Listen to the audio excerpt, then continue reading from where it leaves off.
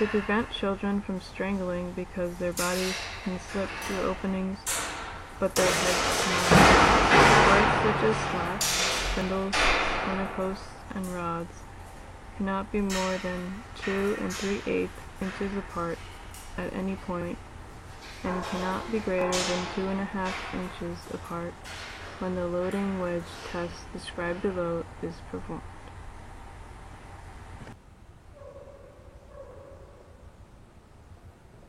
Hardware. Number 1. Hardware accessible to a child must be designed and constructed so that it does not punch, bruise, crush, lacerate, break, or amputate any part of a child's body during normal use of or responsibly foreseeable damage or abuse to the kid. All wood surfaces must be smooth and free from splinters. All wood parts shall be free from splits, cracks, or other defects that might cause the crib or any of its parts to fall off or come apart. And end panels and sides, including any attachments, cannot have any horizontal bars, any legs, or progression with a depth greater than 3/8 of an inch, or any other surface that a child inside the crib might use as a toe hold. This only applies to possible toe holds located less than 20 inches.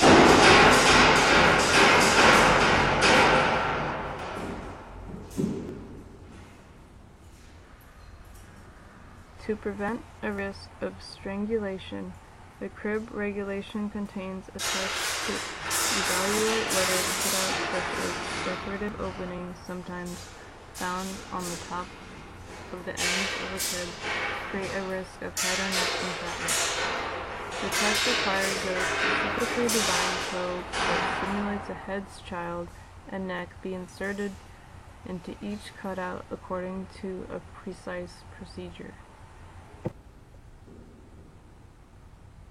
The U.S. Consumer Product Safety Commission is charged with protecting the public from unreasonable risks of injury or death associated with the use of the thousands of consumer products under the agency's jurisdiction.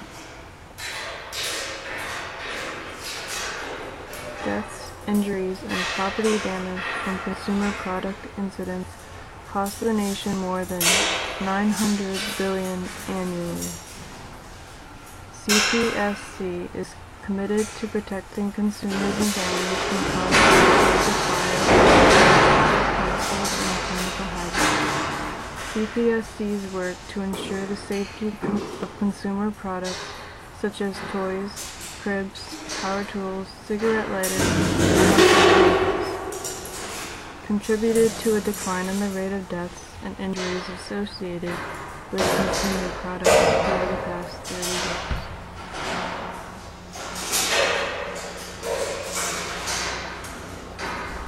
Number 2. Locking devices for drop-side rails must require 2 distinct actions or a minimum of 10 pounds of force for release. And number 3. Wood screws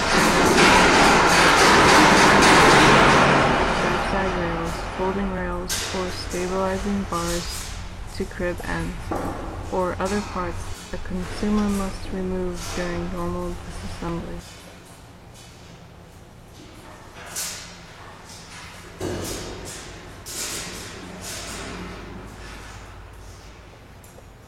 Head entrapment. The space between contoured or irregular slats or spindles shall not allow a rectangular block 2.5 inches by 3 1/4 inches by 3 1/4 inches inserted in any position to pass through immediately above or below the loading wedge when the loading wedge test described is performed.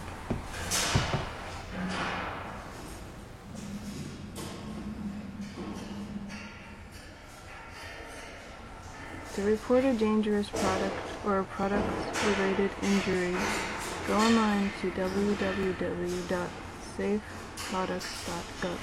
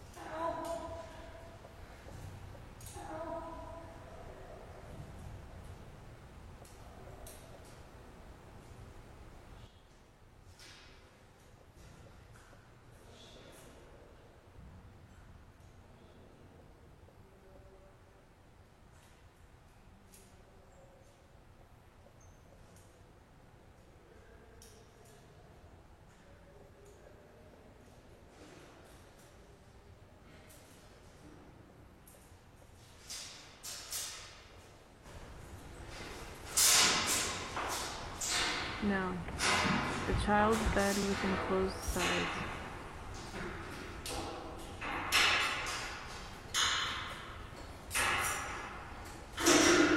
Verb.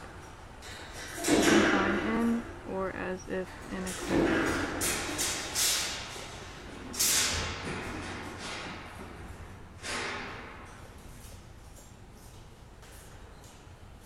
Synonyms. Case. Chest. Folder. Safe. Container. Box. Chamber. Wrapping. Shelf. Cell. Cage. Crypt. Dungeon. Hole. Pen. Lockup. Closet. Small room.